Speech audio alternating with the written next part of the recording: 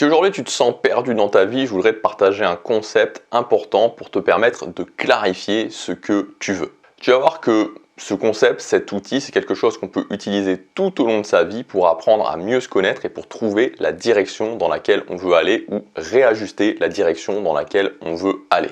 Et je vais aussi te donner dans cette vidéo un exemple concret de comment ce concept m'a permis de découvrir quelque chose sur moi et c'est vraiment quelque chose de très récent. Alors ce concept, c'est les valeurs fondations. Donc j'ai noté une définition que je considère assez pertinente pour les valeurs fondations.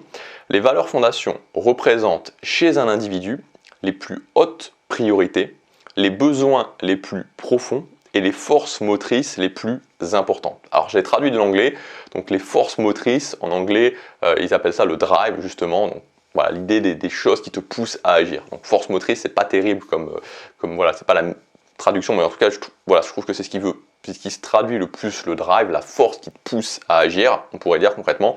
Donc voilà, les valeurs fondations représentent chez un individu les plus hautes priorités, les besoins les plus profonds et les forces motrices, donc le drive, les plus importantes. Donc c'est en clair qui tu es, ce qui va te nourrir et ce qui va te pousser à agir. Et connaître ces valeurs fondations, c'est quelque chose qui se fait un petit peu sur le moyen terme, voire sur le long terme, pour vraiment les connaître à 100%.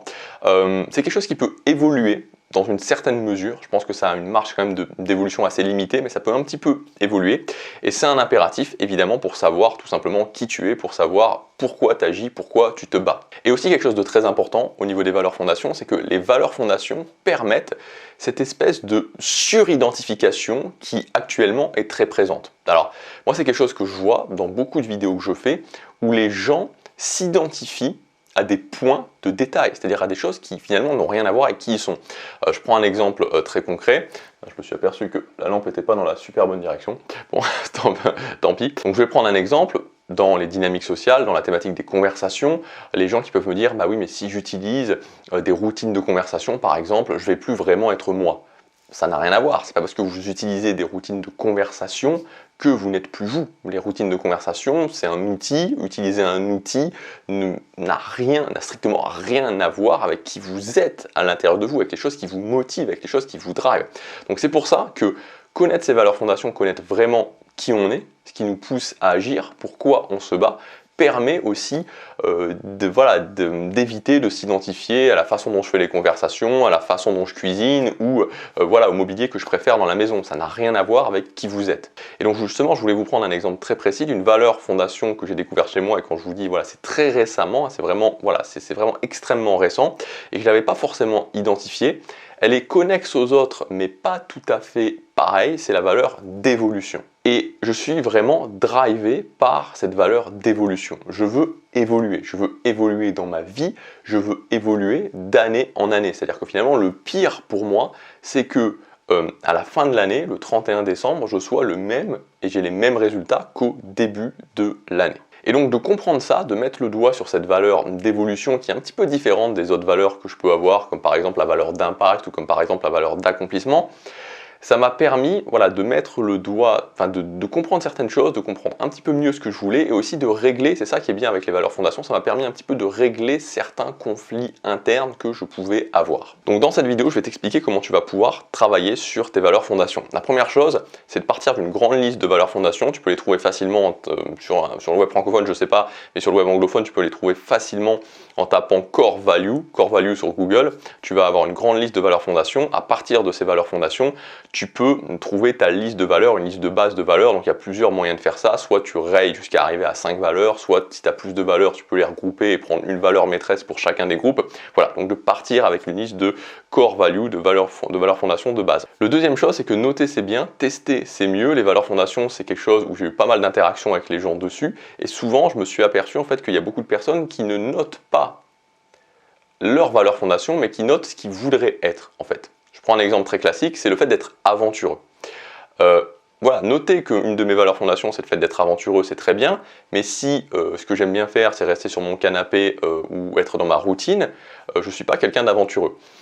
C'est pas une valeur fondation. Moi, je vous le dis, par exemple, je suis quelqu'un où mes valeurs, c'est l'impact, mes valeurs, c'est la liberté, mes valeurs, c'est l'accomplissement, c'est l'évolution. Voilà, c'est mes valeurs fondations. Mais j'ai aussi un petit peu plus loin une valeur qui est le confort. Et je suis pas quelqu'un d'aventureux. Voilà, je suis pas du tout quelqu'un d'aventureux. J'ai jamais été quelqu'un d'aventureux et c'est pas moi. Voilà, je suis pas aventureux. C'est pas ce que j'aime faire. J'aime pas l'aventure.